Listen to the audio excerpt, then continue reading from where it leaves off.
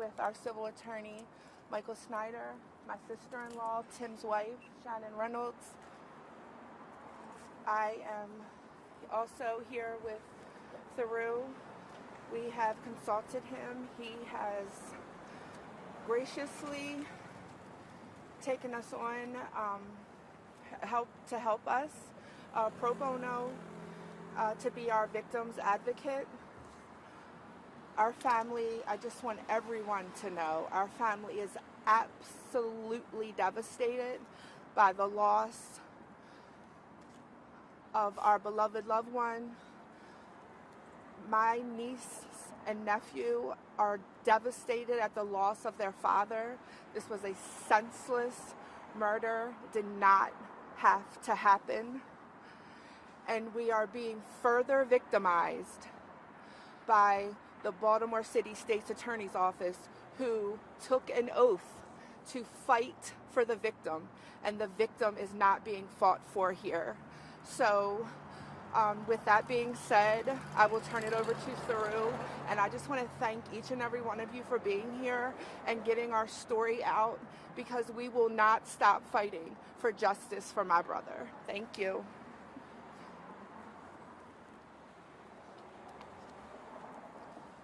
Good afternoon, everyone. Thank you for being here.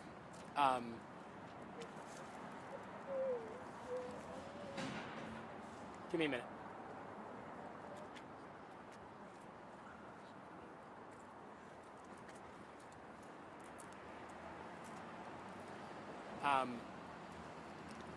I want to provide some color and context as to why we're here, and I want to make sure that Shannon, Tim's wife, also has a chance to address all of you. This past weekend, the Reynolds family learned that a plea offer had been extended to the defendant that would essentially amount to him being returned to juvenile, spending perhaps 9 months in custody, and then being released. That the murder charges would be dropped, and that was the plea that had been extended to the defense without ever consulting with the family. This is not the way it's supposed to be done. This is an unconscionable betrayal of your responsibility to stand up for the victims in this case.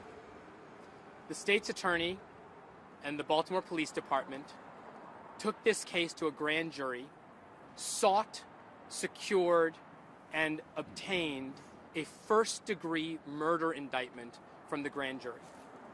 That was the evidence presented to the grand jury. That was what the grand jury returned at the request of the prosecutors and the detectives in this case. I have no explanation for why the state's attorney wouldn't satisfy their obligations under the Maryland Constitution, under the Maryland Victim Rights Laws, to simply consult with the victims before extending an offer.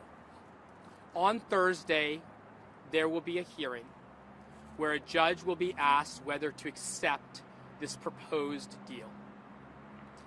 And let it be very clear, the victims vehemently object to this proposed approach.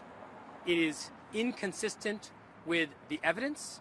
It is inconsistent with the charges that have been filed by the prosecutors in this case. It is inconsistent with what happens in other cases just like this one, and it is inconsistent with the wishes of the family.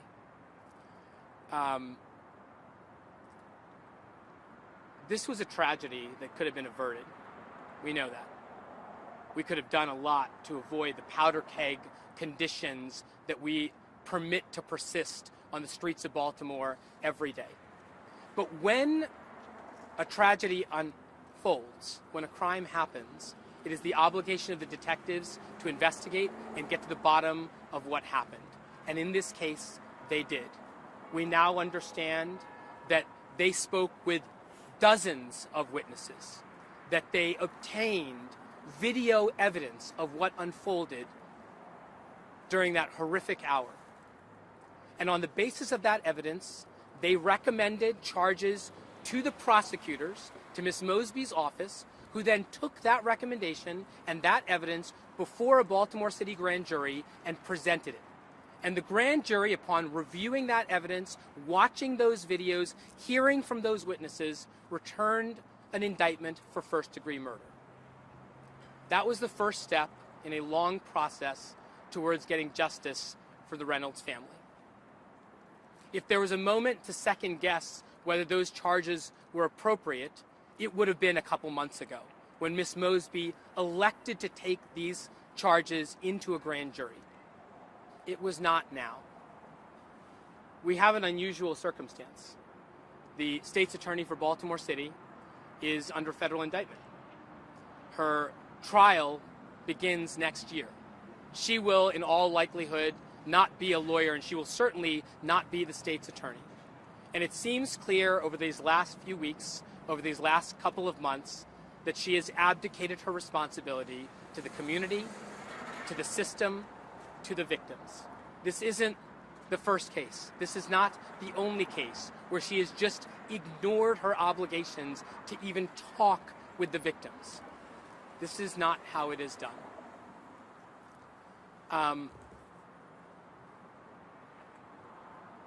Cases like this shouldn't be tried in the court of public opinion, though that is a time-honored tactic that defense attorneys deploy when neither the facts nor the law are on their side. It shouldn't be like this. But we're not going to allow the straightforward facts of this case to be misrepresented and distorted by defense attorneys to try to trick and persuade the public into believing something that did not happen. So let me be clear about facts that are undisputed. These are facts that cannot be reasonably disputed because these are facts that were captured on video. The defendant that afternoon retrieved a bag with a gun in it, retreated, put a mask on, and then followed the victim as he was seeking to return to his car and shot him multiple times in the back. Those facts are undisputed. This was not a case of self-defense. This was not a case of an accident. This was not a case of the gun going off. This was not a case of a child being frightened. This was a case of a young man retrieving a bag with a gun in it, receding from the scene to put a mask on, then returning to follow the victims, pulling the gun while Mr. Reynolds was not swinging, carrying, because he had just been struck by a rock and was disoriented. And while he was stationary, he pulled a gun and fired 5 times at the victim, striking him multiple times in the back. You can't claim self-defense when you go get the gun, put a mask on, point the gun, and fire into the back of a helpless individual. This is a hard case. It's a hard case because the defendant is a young man whose life has been destroyed in ways that we are all sensitive to. But 9 months in juvenile custody is a joke. That's not time for rehabilitation. That's not time for him to learn a lesson. That is a signal to every person in this city that crimes, even murders, have no consequences in this city. I don't know what Marilyn Mosby's motives are. I care not what she wants to do when she gets back from federal prison. But if this is how she's going to approach cases of real significance, murder cases that her prosecutors proudly presented to a grand jury, that the detectives she worked with proudly recommended murder charges, then she ought to just step down. Her job here is done. And at this point, she is not doing any good for the city for the citizens, for these young people, or for the victims. She is just helping herself. They're not going to stand for this. They have remained private. They have remained quiet, believing that the process would work, that the wheels of justice, though slow, would turn in a righteous direction. Their faith in that has been betrayed.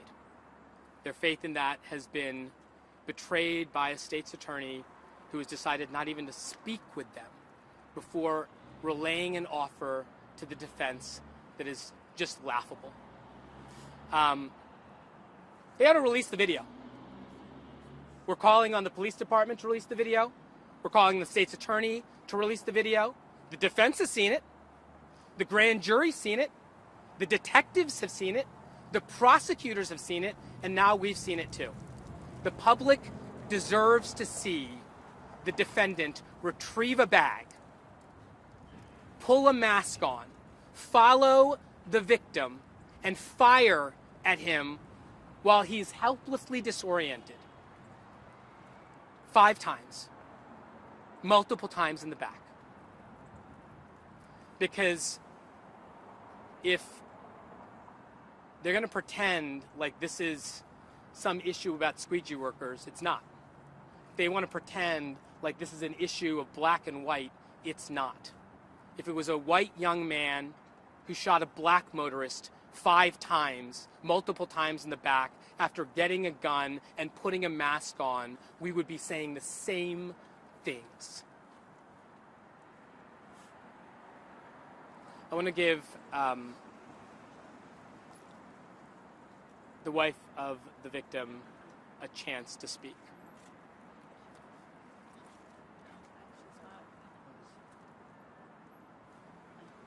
We're going to give her a minute. In these cases, defense attorneys like to grab the choreography of the public narrative.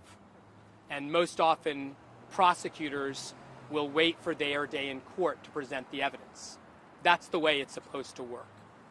But in this case, where the prosecutor has abdicated that responsibility, and the defense attorneys are telling you all a story that you have no choice but to accept, you're doing your job. The defense attorneys say it. Your job is to report it. Half of it is exaggerated. The other half is untrue. The grand jury saw those videos. The prosecutors, the line prosecutors, saw those videos. The detectives saw those videos. The Baltimore Police Department made a recommendation, and the line prosecutors presented it to a Baltimore City grand jury, and upon reflection, the Baltimore City grand jury charged this defendant with first-degree murder. Everything else is just defense attorneys doing what they're supposed to do. And I don't begrudge them that. That's their job. But the prosecutors have a job too. And right now they're not doing it. We expect that the judge on Thursday will understand that where the victims vehemently object in a circumstance like this, and where the prosecutor has essentially abdicated her responsibility to the community, to the victims, to the system of justice to which she took an oath, that the judge will do the right thing. And unfortunately, in case after case, we are left hoping and praying that the judge will correct the missteps of the outgoing state's attorney. I take no pleasure in criticizing her. She's on her way out. But this is ridiculous.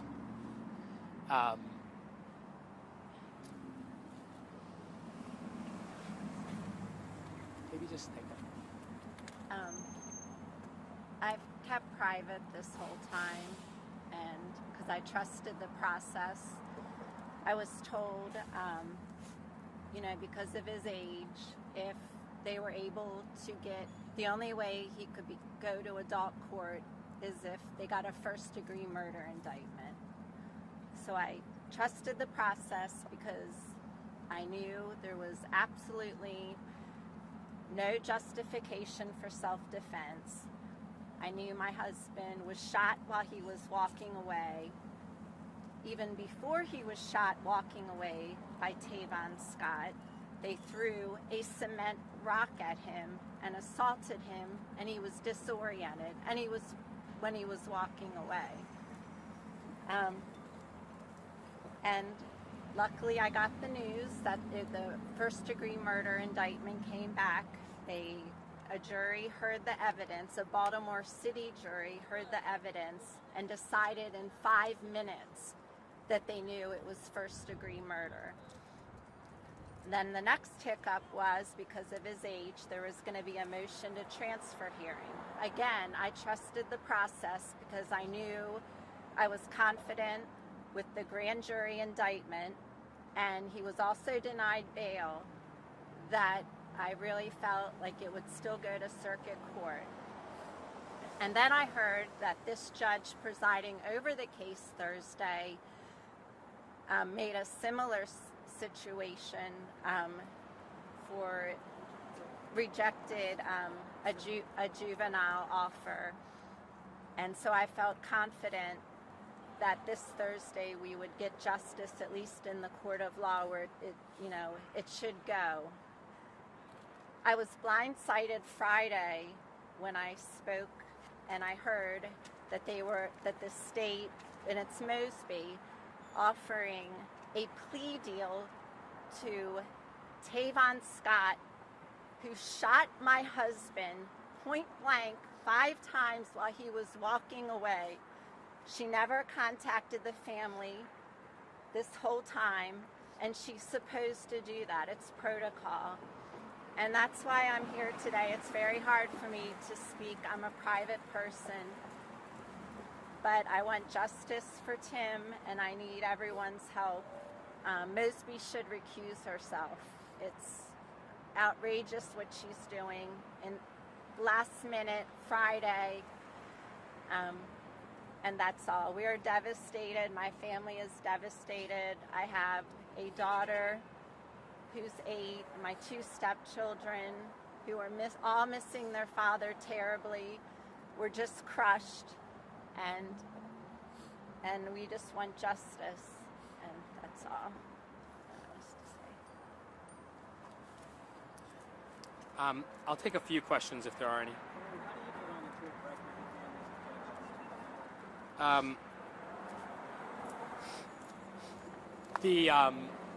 The family has submitted 24 victim impact statements that will be included in the filing by the prosecutor, which is required under the law. And so that will be a part of the record. We expect that the prosecution will ensure that those victim impact statements are read into the record, that are clear for the judge to hear. The victims themselves will also be present, and I anticipate will speak at Thursday's hearing. You heard Shannon reference that just last week, Ms. Mosby has tried this. Ms. Mosby decided to abdicate her responsibility, not take a position in a case that she had charged, and because of the objection of the victims, the judge declined to transfer the case back to juvenile. Ms. Mosby wasn't advocating for it, she just sat silent. But I think judges in this city are starting to see through the fact that she stopped doing her job doesn't mean that they get to stop doing theirs. You've run for state's attorney yourself before. You say you're not taking hits at Mosby as she's on her way out. You have run for the office yourself. You're worried that politics could get involved and that you're involved in the case. Look, Mr. Bates is going to be our next state's attorney. And I think I was more polite during the campaign than I am being today. This has nothing to do with the political campaign against Ms. Mosby. She lost. There's a new state's attorney coming in. I'm here because Becky and Shannon called me and said, We have no idea what to do. We were just told that a plea has been extended to the defendant that we were not advised of, consulted with respect to, and have vehement objections to. I would do this whether it was in any county, in any jurisdiction, and frankly, I've stood up shoulder to shoulder with a lot of victims over the years. I don't think this is any different. Just a technical question. You said that part of the plea would be that the murder charges would be dropped. What are the charges that they're offering? My understanding, and again, they have not communicated this to the victims, is that he would accept a lesser plea, I don't know to what, that would allow him to go back to juvenile and get a 9-month sentence, essentially. And now that you're representing the family, what options do you have ahead of Thursday to actually sway a judge potentially?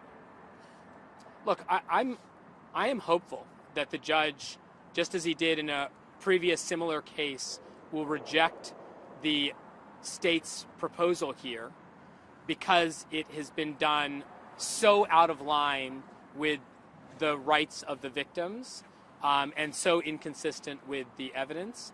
I think that the facts will speak for themselves on Thursday. We are bringing this to the public's attention because the public deserves to know that's what's happening in the system right now. Becky, do you put any responsibility or blame on city leaders for not enforcing some of the laws dealing with squeegee kids before this incident happened? Could they have prevented this from ever happening in the first place? Absolutely, they could have. They should have never been there. Sorry. Thank you. They should have never been there for their own safety and for the safety of the citizens of Baltimore. It doesn't do them any good to be running in and out of traffic. It doesn't do the citizens, who a lot of them are not used to coming into the city or dealing with those type of situations. So for the safety of the squeegee kids and the public, the city should have taken a stand and enforced the law, and they did not. They failed to do that. They failed everyone. They failed us. They failed the defendant. They failed the city, and they continue to do that. Maria, this is family learned about this plea deal. Did anyone from the prosecutor's office reach out to you or reach out to an attorney? We were informed on Friday afternoon. Did someone call you? We spoke with the Line prosecutor on the case. Who's the line prosecutor? I think it's a matter of public record, but frankly, and maybe this is the way I will say it, the family's objection is to the way Marilyn Mosby is handling this case. I think they have appreciated the level of communication from the line prosecutor and the line detectives on this case. I think the detectives have done an immensely impressive job of not only assembling a case, but communicating at every step of the way with the victims. Is this the same prosecutor who Mosby's office essentially said went rogue when they offered the first plea deal? yes. And I will comment on this because this is another one of those things that, let me take a step back. I've been in touch with the family before this weekend.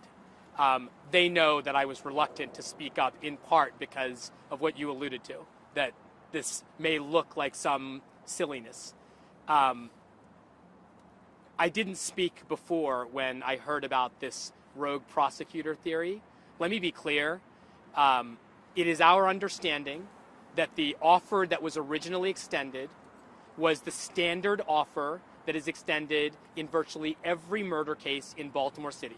It is Marilyn Mosby's policy and protocol in first-degree murder cases, because Judge Finn requests an offer to be put on the record, that a life suspended all but 50 or a life suspended all but 60 offer be made. This was not a prosecutor inventing an offer out of whole cloth. It was the offer that is extended in every case. Marilyn Mosby's decision to throw that prosecutor under the bus because she didn't like the optics of it, shame on her. This is just, again, technical understanding. Yep. So you're not sure what charge is being offered. Does the prosecutor prosecutor intend to present the proposed offer to the judge, or what exactly is the mechanics? My understanding is, I mean, look, he's only charged with a certain number of counts. My understanding is that it would likely be a plea to one of the lessers, which would be manslaughter, and that would then transfer the case back to juvenile, where he would be expected to serve 9 months in juvenile custody. Where does that, is that what the prosecutors are saying, 9 months in juvenile That's custody, or- the customary offer. That's the customary sentence, committal. Warren Brown says that it is manslaughter. Manslaughter? That's what Okay. he said this morning. How does that feel to you guys? Like, it feels like we are being victimized all over again, because it absolutely is not. And initially he stated that it was self-defense, perfect self-defense actually. And so now the fact that he's saying it's manslaughter, which one is it? Perfect self-defense or manslaughter? It's murder. Thank you. You said y'all have seen the video, BPD has seen the video. Are there any legal processes stopping you yourself from releasing the video, possibly? If we had the video, you'd have the video. I want to be very clear. The video speaks for itself. And I urge all of you to file a Maryland Public Information Act request to BPD, to the prosecutor's office. I know the civil attorneys have filed subpoenas for it. The grand jury has seen it. The prosecutors have seen it. The detectives have seen it. We have seen it. It is undisputed that the person walks over and gets a bag with the gun in it. It is undisputed that after the initial engagement, that individual retreats, literally runs a few steps away, puts a mask on, and then re-engages and walks back towards the victim, who has his back turned and is walking back towards his car. And it is undisputed that after he has been hit in the head with a brick, apparently, and is disoriented and is stationary, the victim pulls the gun and fires 5 times, striking him at least 3 times in the back. In the back. And by the way, I want to emphasize, everybody understands, including the victim's family, that the age of the defendant is a consideration. It's a consideration at sentencing. It's a consideration perhaps at charging. But let's not fictionalize what that young man did. He retrieved a gun, a loaded, illegal handgun, put a mask on, followed a victim, and shot him in broad daylight with people watching and video cameras capturing it. Mr. Snyder, I know this is about the hearing this week, but can you update your efforts in this matter? If you had any success seeing the video or getting any additional evidence? Yes, thank you. Well, first of all, I just want to thank Through for being here today to support the family. Today is about this criminal case, not about the civil case. What I can say today is that we are continuing to investigate and pursue the case, and today was the first time that the family and I were able to witness the video, which was frankly pretty shocking. Contrary to what defense lawyers have been saying, Mr. Reynolds was not, and let me repeat that, he was not a bat-wielding maniac. Once you all see the video, you will be outraged, shocked. The way that the criminal case is being handled is frankly shocking to myself, who I am not a criminal attorney. I have no experience in criminal law. And again, Through, thank you for being here, for supporting the family and being an advocate for the family. But the video speaks for itself, and I am hopeful that this judge, who will see all the evidence in this case, will not accept this deal and will continue to force the prosecution to charge the criminal in this case with murder. So if you said this where the video came from, I believe it's a. video, is this like surveillance somewhere else? My understanding, it's a dash cam from another driver, and that there are other witnesses to the murder. You said today was the first time that you and the family saw the video. How did you see it? Did you go to the prosecutor's office? Or Yes. Again, the family was offered a chance to see the video early on in the investigation, which they declined. It was very early on, and they were not prepared mentally to see it. They were contacted, and they asked to see the video prior to the hearing on Thursday. And that was this morning? That was this morning. At the prosecutor's office. I don't know. It's a good question. I will say that I have requested that they play the video because I think that it's important for the judge to see the video. But we do not know. We cannot control what the prosecutor plays or presents as their evidence. Becky's going to wrap this up. I just want to clarify two things. One, there are two videos. One of them is dash cam video, and the other one is CCTV video. Two, we were extended the courtesy of watching the video at the Baltimore Police Department with the detectives. I just want to say, on behalf of my family, there are no winners here. No one is excited that this is a child being charged with this heinous crime. None of this is going to bring my brother back. It was important for us, just like the public, to get the evidence of this case and understand it, because just like the public, we too heard that there was a bat-wielding man chasing squeegee kids. That's what we heard too. So it was important for us, before we came out in defense of my brother, to make sure what the evidence was. So we went and viewed the video ourselves and watched it happen, watched my brother be murdered on camera. And so that we could stand here firmly and say that justice needs to be served. So I just want to thank all of you for coming. I appreciate it. And we want justice for my brother, and we're going to fight until we get it. So thank you all very much. Thank you, everyone.